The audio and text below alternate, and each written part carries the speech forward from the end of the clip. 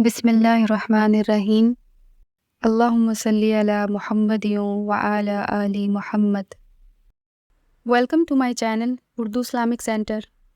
نبی پاک صلی اللہ تعالی علیہ وسلم نے فرمایا 2 آنکھیں دوزخ میں نہیں جائیں گی۔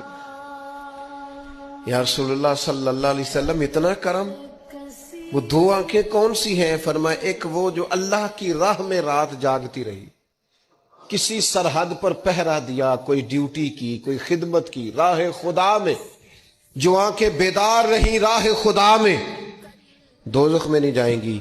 اور دوسرا فرمایا جو رب کی یاد میں رو پڑی، جس سے خشیت آئی، جو ڈر گیا، پر ڈرا اللہ کے، آنسو فار سیل نہ ہو، کوئی اداکاری کا ماحول نہ بنائے۔